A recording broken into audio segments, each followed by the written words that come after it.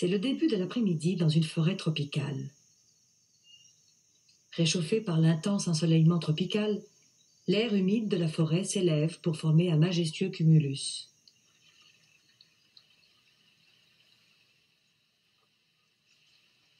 Dans le Kalimantan oriental, les précipitations annuelles sont de 2,5 à 3 mètres. Une étude effectuée par des scientifiques montre que dans les forêts tropicales, près de la moitié des précipitations provient de l'humidité évaporée par la forêt elle-même.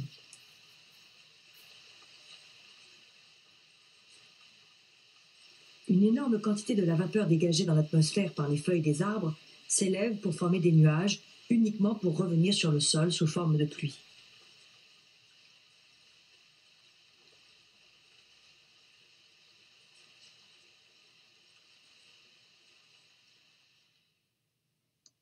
Puis la vapeur s'élève à nouveau lentement vers le ciel, depuis les forêts tropicales fortement chargées d'humidité après un orage. Ce cycle permet aux forêts de maintenir une forte quantité d'eau dans l'écosystème. Il y a 400 millions d'années, la Terre était aride et stérile sur toute sa surface. Grâce à l'évolution d'une flore particulière, une grande partie de cette terre aride s'est transformée pour donner ces vastes zones de végétation qui, à leur tour, ont apporté au sol aride les bienfaits de l'humidité et de la pluie. On peut alors se demander ce qu'il adviendrait de la Terre si ces forêts tropicales étaient appelées à disparaître. L'Institut de recherche météorologique a étudié sur ordinateur les répercussions sur la Terre de la disparition éventuelle des forêts tropicales d'Afrique. Cette étude a été effectuée en partant de l'hypothèse que les arbres des forêts tropicales, situés entre 10 degrés de latitude nord et 10 degrés de latitude sud, étaient abattus. Voici la carte pluviométrique de la Terre avant la disparition des arbres, telle qu'un ordinateur l'a calculée.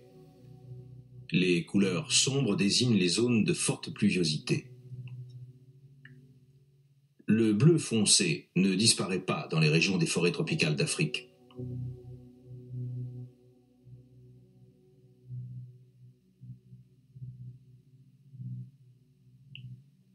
Cette image reproduit fidèlement les conditions climatiques qui règnent sur la Terre actuellement.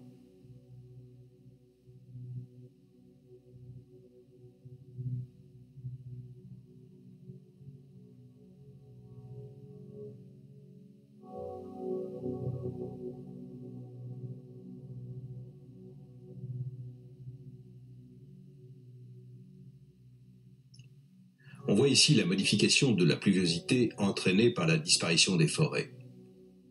Le bleu devient plus clair dans les zones tropicales d'Afrique, ce qui dénote une diminution des précipitations.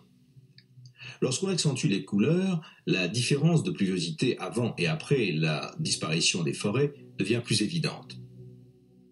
Ce calcul indique une baisse de plus d'un tiers des précipitations annuelles. En Afrique, les effets négatifs de la disparition des forêts ne sont pas limités au voisinage immédiat de ces forêts, mais ont des prolongements qui vont très loin. L'étude sur ordinateur montre en effet que les précipitations diminueraient de plus de 500 mm par an en Europe centrale. Une autre étude effectuée sur ordinateur est allée encore un peu plus loin.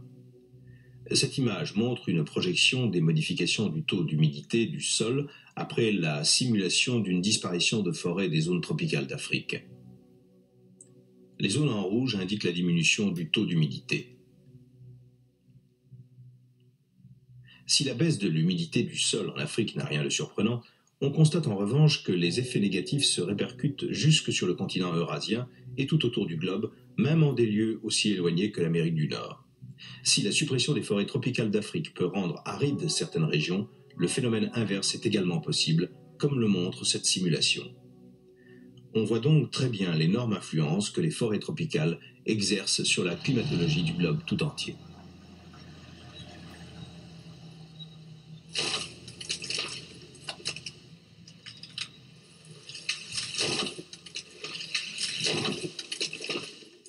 Voici une région d'Amazonie qui contient un tiers des forêts tropicales du monde. Ces forêts tropicales et d'autres forêts analogues qui recouvrent de vastes étendues de notre planète sont supprimées l'une après l'autre. Ici, la forêt est livrée aux flammes après l'abattage des arbres et la terre est transformée en champs et en pâturages.